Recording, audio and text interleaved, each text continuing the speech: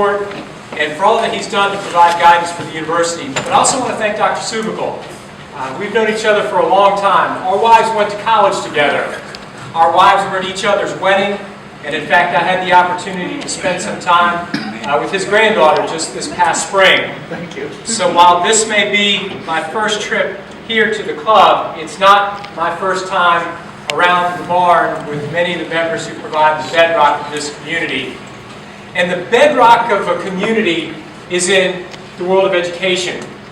I want to step back to the year 1911, a year in which we as a state were wrestling with some challenges, a year in which we as a state were examining the level of educational attainment, looking at economic development, and as a state made the decision that we needed to create teachers' colleges in each of the grand divisions of the state of Tennessee. One in West Tennessee, one in Middle Tennessee, and one in East Tennessee. Obviously, the college in East Tennessee was founded in Johnson City, thanks to the creativity, investment, and dedication of George L. Carter, who in the middle of the night cut a road to the top of his farm so that he could take the governor up and give him the view of what would be campus.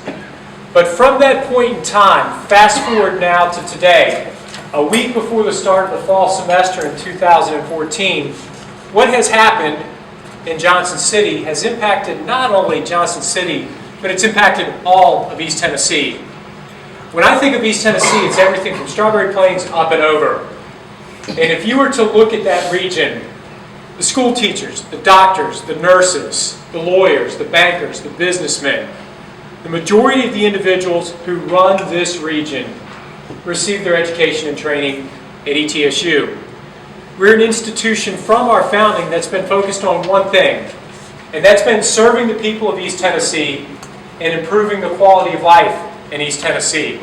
And I think we've done that very well. Look at the evolution of the institution to now, as we prepare for the start of fall, in a week, 15,000 students will begin their journey at the university towards a bachelor's degree, master's degree, doctoral degrees, or degrees in the College of Medicine, Pharmacy, etc. We have 2,300 employees, one of the largest employers in the region. We're an institution with a $425 million budget, all dollars in. An institution that does about $50 million a year in externally sponsored research, finding cures for the diseases that ail Appalachia. But we're an institution throughout its evolution that's remained focused on one mission, and that's improving the quality of life in this region. I have the great honor of telling the stories of the people who work at ETSU. And there were a number of things that were noted as accomplishments. In all of those things, I had a very small role. The parking facility was led by Dr. David Collins, but the genesis of it came from Paul Stanton. The work to create academic programs traces their roots through our long-standing provost, Dr. Bert Bach, but once again, the genesis goes back to Paul Stanton. I can't say enough to thank Dr. Stanton and all of the leadership at the university because they've provided the foundation upon which we build. And there are a lot of great things happening at the university, but I want to touch again on the impact that we have. One of the things that I love to tell is the impact of the university. When I was about on day 3 of my position, I asked for all the crime reports to come in the office. You know, you want to see what happened on campus the night before, if there's anything you needed to be aware of. And when they brought me the crime reports, I started to panic. And I went down to my chief of staff office and said, Dr. Jones, you know, I sleep with my phone. If this happens again, I need you to call me because we needed to meet on campus. And what was in the crime stats was that 2 people were admitted to the morgue. And she just looked at me and started to laugh. She goes, Dr. Noland, we are the morgue. So let's talk about the impact of the university. You come into this world at the hands of an ETSU physician. A nurse provided care for your mom during your pregnancy. You then go to daycare at Little Bucks, our on-campus daycare facility for the children of parents who take classes at ETSU. You then transition into the university school. We were founded as a teacher's college. In 1911, we began the university school. The building that the university school was housed in, where my son's in the 4th grade, opened in 1929. In 1929, it was a state-of-the-art facility educating students from this region.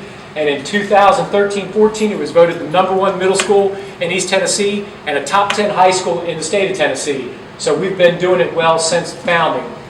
You go to the university school, graduate from university school, enroll in East Tennessee State University, receive a bachelor's degree, master's degree, graduate from Quillen College of Medicine, and become a practicing physician, transforming lives across this region.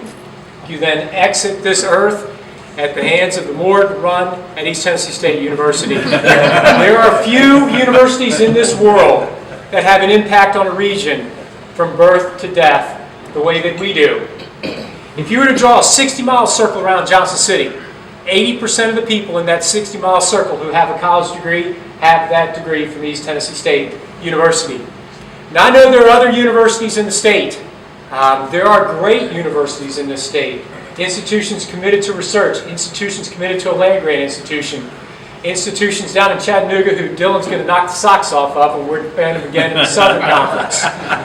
But there are universities from Johnson City to Memphis, but there's not one more committed to a region than we are. So if you look at the things that we do, if you were to go to a RAM clinic at Bristol when they closed the track and people from across southwestern Virginia, eastern Kentucky, western North Carolina come for free health care, who provides that health care? Our physicians. Who's rolling up their sleeves and getting to work, assisting the region as a whole as we're struggling with prescription drug abuse and neonatal abstinence syndrome? We are at East Tennessee State University, the recipient of a $3.5 million NIH grant that's working daily on addressing those challenges. Who's educating the teachers? Who's front and center conducting research at the Gray Fossil Site? If you've not visited the Gray Fossil Site, please visit Dr. Blaine Schubert and the work that occurs there every day of the week. For those of you who are retired and for looking for volunteer activity, every day you can, at the Gray Fossil Site, help with excavation, help with assembly, and help to put things together that tell the tale of the history of this region in ways better than I can. We have a world-class bluegrass old-time country music program at the university. We've got an alum, you may have heard of him, Kenny Chesney, but Kenny's just one of thousands who have participated in that program. Mr. Steffi, mountaineer, the mountain old-time country music, I'm trying to remember the mandolin. He is the #1 mandolin player in the world. Where's he a faculty member at? East Tennessee State University. If you want to look at anyone who's in bluegrass old-time country music studies, they can trace their roots in some way to our program at East Tennessee State University.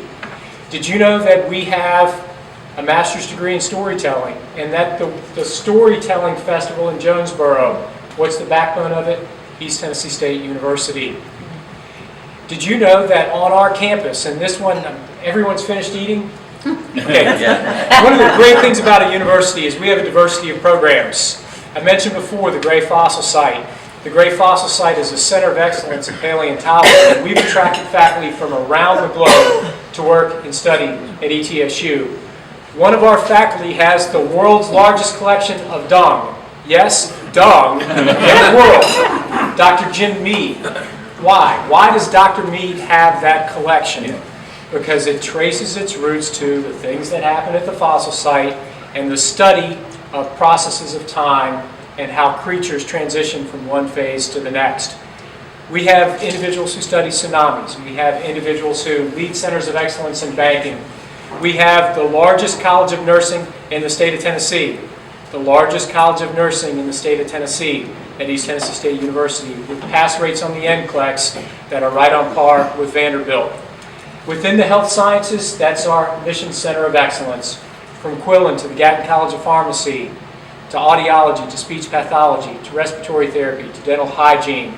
Anything that you could want to major in the health sciences, we have at East Tennessee State University. We're a top 5 college in the country, ranked year after year for our focus on rural and family care. And we're a top 5 university in the country for students who want to major in pre-med. Most of the city managers east of Nashville, where they get their degree, East Tennessee State University. I could go on and on about the academic quality of our institution, but I'd encourage you to drive a little bit up the road, get out of your car, and walk campus. Because the thing that just is jaw-dropping, in addition to the academic quality, is the beauty of our campus. We're fortunate that we are surrounded by mountains. We are fortunate in that we have a campus that has been thoughtfully planned. But you're not going to find many institutions in this state who have a campus more beautiful and a faculty more dedicated to the beauty of the campus than ours. A couple comments with respect to athletics and their basketball ticket order forms here for both men's and women's. We are now full-fledged members of the Southern Conference, back home where we belong. We are rekindling old rivalries with Western Carolina, with Chattanooga, Wofford, Sanford, the Citadel. It's good to be back home in the Southern. It's going to be a lot of fun to travel to Chattanooga and watch the Bucks compete, to travel across the mountain to Cullowhee and watch the Bucks compete, but most importantly to travel to Asheville, North Carolina in the first week of March and see us prep to go back to the NCAA tournament. Coach Bartow, men's basketball coach, has an outstanding team that he's assembled this year, a team with, for the first time in a little bit, some experience particularly at the guard play. We've had great basketball teams at ETSU. Everyone remembers Mr. and Greg Dennis and Marty Story, but this team this year is going to make their mark on the history of our basketball program and would encourage you to get up. We're going to be playing in Freedom Hall. If you really want to see something fascinating, as we speak today, there are guys rappelling off the dome. You know, the dome, the home of basketball and formerly football at the university. We're putting a new roof on it for the first time in about 25 years. So we're reskinning that building, putting a roof on it, and subsequently we're going to play ball this year in Freedom Hall. So if you come to Johnson City and say, that president said I need to go to a basketball game, you go to the Dome, you've gone to the wrong place. We're playing this year in Freedom Hall, but we'd encourage you all to make your way up for a men's game. And then on the women's side, we'll be returning to Brooks, the long-standing home of ETSU athletics, a place where a lot of our teams went to outstanding victories. Sweet 16 teams in the late 1960s. All those games were at Brooks, and women's basketball will be returning to Brooks. But in the fall of 2015, we welcome football back to the university. We'll have about 85 young men on campus this fall. I know Coach Torbush was here a few weeks ago. Did he take a to-go box with him? He did. You're kidding me. No, I'm serious. He did. Thanks to Dr. Subical, I've got a birthday present for my wife. Today's her birthday, so you're going to allow me to be welcomed home tonight. But I like to give Coach Torbush a hard time, but he's a wonderful man. It's amazing that a president and a football coach can have a relationship that's informal, a relationship that's at a personal level. I consider Coach to be a good friend, but he's a better person. You're not going to find an individual with a deeper faith, a deeper commitment to community, and a deeper commitment to the people of East Tennessee than Coach Carl Torbush. He's recruited players from Southwest Virginia all the way through to Chattanooga. Every county in East Tennessee will be represented on this year's team. We're going to practice. We'll play blue and gold games in the fall. We're not going to have a football game at homecoming, but we will have scrimmages and encourage everyone to come back up to Johnson City in early November for homecoming. But don't just wait for homecoming. Come back up in the fall. Take some time to get reacquainted with your institution. Even if you did not attend East Tennessee State University, your lives have been touched by East Tennessee State University. Your neighbors, folks that you sit with at church, their children were educated by our graduates. You probably visit one of the physicians who was educated at the Quillen College of Medicine, which is celebrating its 40th anniversary.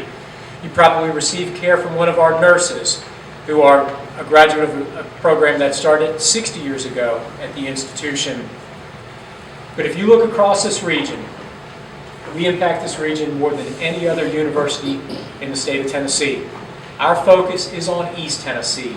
Our focus is on improving the quality of life in East Tennessee. And I'm honored to be a part of the ETSU family, and I would encourage all of you to come up and spend a little bit of time on our campus. I don't know how we're doing okay on time. I'd be happy to take a couple of questions. I can't turn to the right and left as soon as I used to, so. With your connection to the lottery and your past history there, and with the governor's new initiative about offering junior colleges after the first 2 years free for students, how do you see that impacting for your institution, specifically ETSU? If I can set the stage for a little bit on the Governor's Promise Program, and then I'll come to the impact on East Tennessee State University. I cannot applaud Governor Haslam enough for his focus on post-secondary education. A lot of college presidents would give their thumb to have a governor who saw the importance of post-secondary education. Governor Haslam gets it. Randy Boyd, who's former educational policy advisor, who owns the Smokies, worked for $1 a year, gave of his time to help form a policy agenda that will drive reform in this state. Governor set a big goal, 55% of Tennesseans with a college degree by 2025. And that's any degree, 2-year, 4-year, that's a certificate, a diploma, but some form of credential. Because as you transition into this workforce, be it in a manufacturing base, in the service industry, educational industry, you name it, some form of post-secondary certificate is critical to be competitive in this economy. So the governor has said we're going to offer free tuition to any student who wants to attend a community college. If I were in his policy advisor's shoes, I would have made the same recommendation. In fact, I had the opportunity to be the policy advisor for a governor. I was the policy advisor for now U.S. Senator, then Governor of the state of West Virginia, Joe Manchin. And I worked with Governor Manchin to try to convince him to offer something similar there. So I support his proposal, but I think his proposal is going to make all of us who work at universities work a little bit harder. We have to do a good job of demonstrating to students and parents the return on their investment in a university degree. And I think there's a difference between a community college experience and a university experience. A university experience is a well-rounded experience. The opportunity to live in residence halls, be part of clubs, to take courses from tenured faculty members, to engage in undergraduate research, which is something that we do very, very well in our institution. So you're going to see us be much more aggressive in our recruiting, in our marketing, and in our scholarships so that we can continue to grow our enrollment. So I think it will have an impact on us, but the most important impact will be in 2 years when all of those students who have taken advantage of this program are transferring to Knoxville or Chattanooga or Carson-Newman or Milligan or Tusculum or hopefully ETSU. Other questions? In regards to football and the beautification on campus, what's some of the general comments of this current students at ETSU right now? How would current students describe the university? Yeah. I hope they say it's transformative. I hope they say that their lives have been transformed by East Tennessee State University. To honest goodness story, I have open office hours every Monday from 8 to 9, just like a faculty member. So every morning anybody can walk into my office between 8 and 9 and we'll talk about anything. And when I got to the office yesterday, there were 2 students who were sitting there waiting on me. And I was running a little late. Mondays aren't the best days when you're trying to get a 4th grader ready for school. So by the time I got my son to school and got in the office, I was a little behind schedule. There were 2 students there and I asked them to come in and we sat down and talked for a little bit. These 2 students had been a part of a study abroad experience this year, a study abroad experience in which both of them had the opportunity to spend 3 weeks in Rome. They were fully scholarship due to the support of folks from across the region. And these 2 students talked to me, so they had a chance to go to Rome for free because of the generosity of not only the university who supported some, but folks in the community. And one of the young students said, Dr. Noland, first time I'd ever been on a plane in my entire life, when I got on that plane from Charlotte and flew to Rome. First time I'd ever left the South was when I got on that plane and flew to Rome. The other student said to me, Dr. Noland, the biggest city I'd ever been in my life was Washington, D.C., and I'd only been there once. My family vacations were to Ohio, and most of my life's been spent in East Tennessee. I'd only been on a plane one time. But here were 2 students who had their lives transformed by a study abroad experience provided by the university. One student's going to go on to medicine. The other student just finished their coursework and will graduate in December. Hopefully they'll come to work for the university. But those are 2 students who literally took the time out of their day to come talk to me and say thank you for the things that this university does.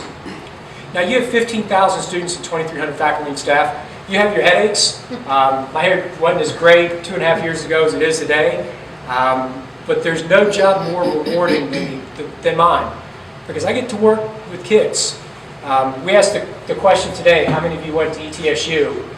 One of the things that we implemented at commencement, how many of the graduates who are in front of us this morning or afternoon, and we now graduated enough students, we have to have 2 commencement exercises, are the first in your family to walk across the stage and receive a degree.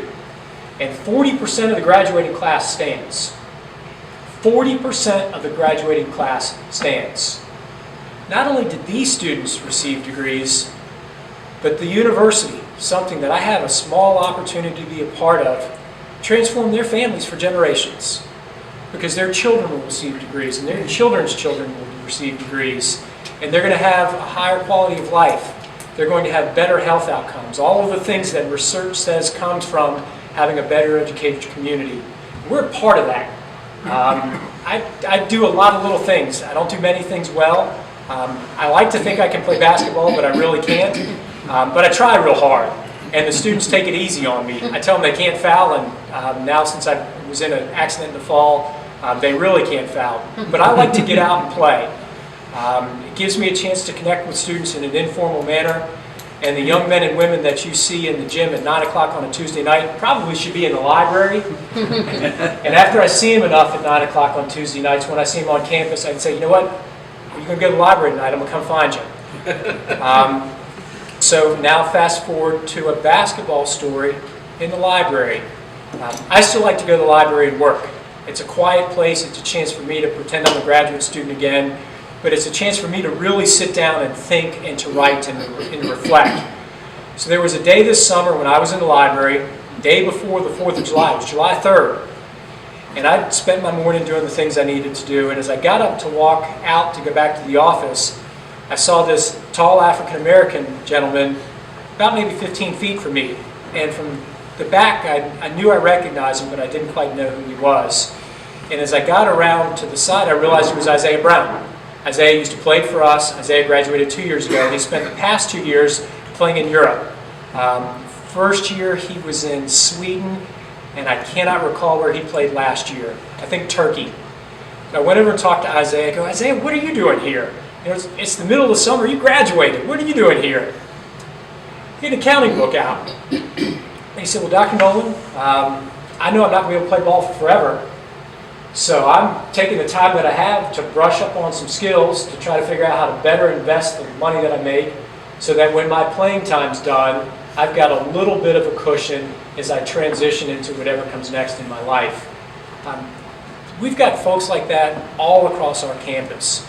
So if you were to ask a student, hopefully they'd say there are lots of places to park. But really, we don't have a parking problem on campus. We've got a walking problem.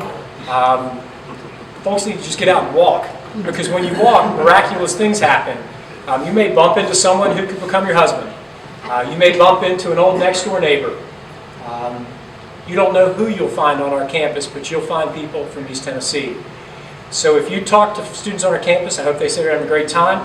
I hope they say that they're excited about the things that they're doing this fall.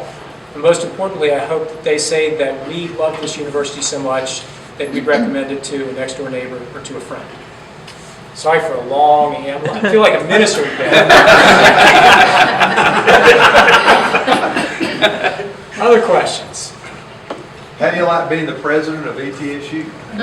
Best job I've ever had in my life. Another long answer to a short question. I went to college to be a faculty member. I wanted to teach American government. But I had the opportunity to work a little bit in administration. And the thing that I love about my job is the chance to, on a day-to-day basis, hopefully make a little bit of a difference. There's a lot of risk and reward that comes with this position. The decision to start football was not an easy decision. We gave that a great deal of thought. And that decision will have a transformative impact one way or another on the university. Football for our university is black and white. You're either for it or you're against it. There's not a lot of middle ground now. But that's going to change. Because when those young men take the field and marching band takes the field, that will bring our community together, and that's going to bring 8,000 to 12,000 people to campus 7 times a year, and that's 8,000 to 12,000 people to whom we have a chance to tell a story. I sleep with my phone. Didn't used to sleep with my phone. It's a good night when it doesn't ring. But I know here in the next few weeks my phone's going to ring on a Saturday because someone at the cigarette house had a good time on Friday night. And our houses are in residential neighborhoods, and I still can't understand why anyone would buy a house next to a fraternity house, but people do. But that's one of the great parts about this position, is everything presents a learning experience. It's the best job I ever had in my life, and I'm honored every day of the week to represent your alma mater. Is that the time? Dr. Noland, how much more appreciate